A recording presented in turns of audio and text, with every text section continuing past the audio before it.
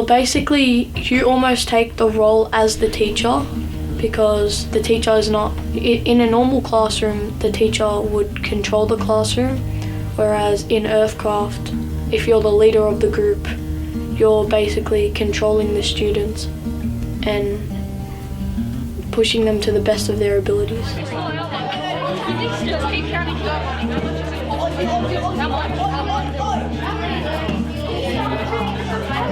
Like, when you learn in other classes, it's usually the teacher tells you what to do and you write the answers in your book. But during this, the game was to solve problems, and it was a very different way of learning things and how to do all these new things.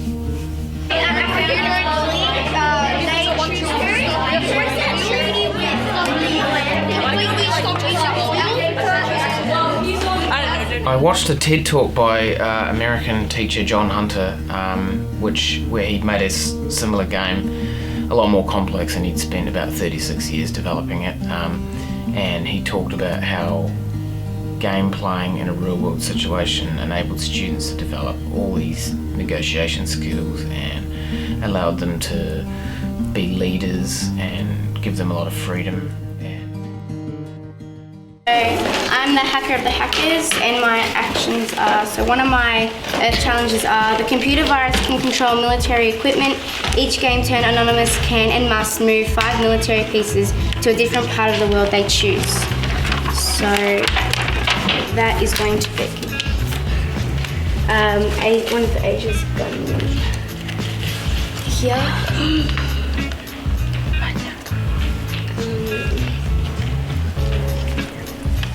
7 billion every game day. If South America don't play, we have to give in America 50% of our energy.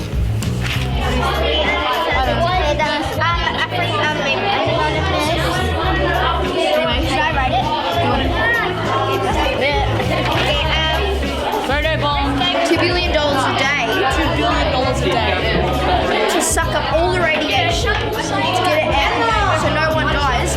Would you be willing to pay $10 billion? Billion or million? Billion. Finding ways to solve the challenges and making treaties and negotiating was one of them, because you have to negotiate with other people. Smart acting, because you have to know what's going to come after you've signed the treaty, because both people have to agree on what you've written on. Hey, if you want to buy it, you have to pay 30 billion to buy it, and then 1 billion to run it per day, and you get 5 billion per day. So, pretty short. Yeah. Some Earth challenges of some countries are really hard, and you have to find a lot of ways to solve it and cooperate with other teams to solve it. And also the chance event cards, you never know what's going to come, and if it's really hard, you have to just think of a way to solve it really quickly.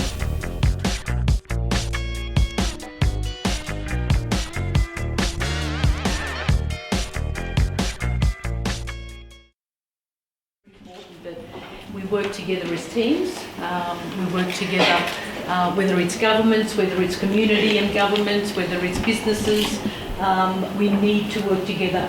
If someone bombs you, you don't just want to go bombing them, you just need to think about what you're doing, and if the military aren't listening to the public, sometimes you just need to say a speech. Another thing that people need to realise is that things in the world are changing so fast, and you really never know what's around the corner. With those random chance cards, you don't know what's going to happen, so you need to be prepared for the best or the worst. Giving students freedom and choice over the way that they learn is a really important way. Too much education, I think, is top down. We tell students what to learn, how to learn, when to learn it. EarthCraft is one small way of giving students a bit more freedom over how they deal with problems.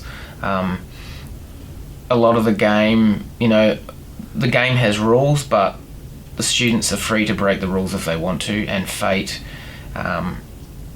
often changes rules and makes up new ones as the game progresses. So each group sort of changes the game based on what they are interested in.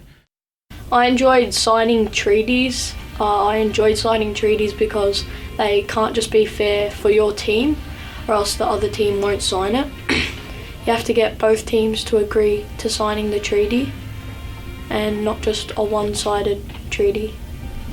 I've enjoyed a lot about making inventions which could help solve the challenges, and also signing treaties on some challenges that you can solve. We've got a dearth of high quality leadership in this country and arguably worldwide, and I think that the earlier that we can get students interested in and giving them vaguely realistic opportunities to develop leadership skills, we should do that.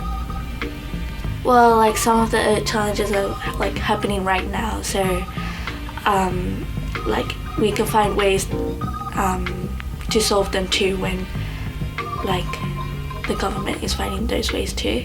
It gives you a bit of insight on real world problems that may affect our future, which will really help.